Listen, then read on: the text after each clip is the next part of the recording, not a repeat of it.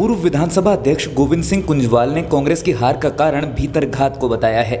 उन्होंने कहा कि ये किसी से नहीं छिपा है कि कांग्रेस में दो गुट बने हैं। उन्होंने कहा कि दूसरा गुट हरीश रावत को चुनाव हराने में तुला हुआ था।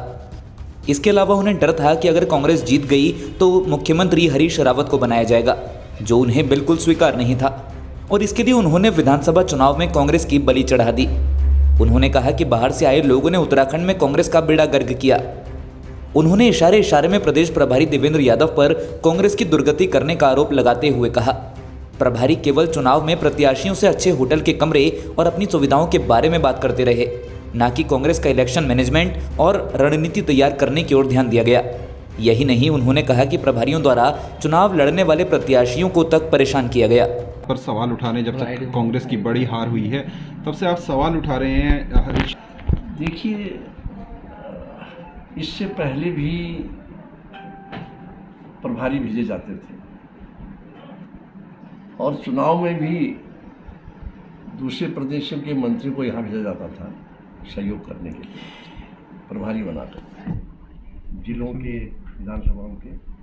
लेकिन इस बार चाहे हमारे प्रदेश प्रभारी हों, चाहे जो नीचे के प्रभारी आए हों, मैं तो ये मानता हूँ कि वो प्रभारी एक गुट विशेष के थे और उस गुट विशेष के लिए वो काम करके यहाँ से चले गए। इसको अब कोई नकार नहीं सकता। इस प्रदेश में कांग्रेस में स्पष्ट रूप से दो गुट थे और आज भी है, और जो दूसरा गुट है वो नहीं चाहता था कि हरीश रावत किसी रूप में भी मुख्यमंत्री बन सके।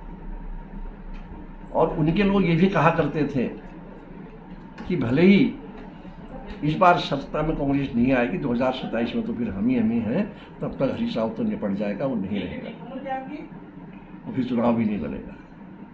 तो प्रभारियों ने भी उसी गुट के साथ मिल करके हरीश रावत और उनके जो बहुत नज़दीकी थे, जिसमें मैं भी आता हूँ, उनको कई तरीकों के आधार पर हराने का प्रयास किया है और इस तरह के कई लोगों को हराया है, जिसकी वजह से कांग्रेस की सरकार नहीं बन पाई है और हमको सत्ता से बाहर भी रहना पड़ा है।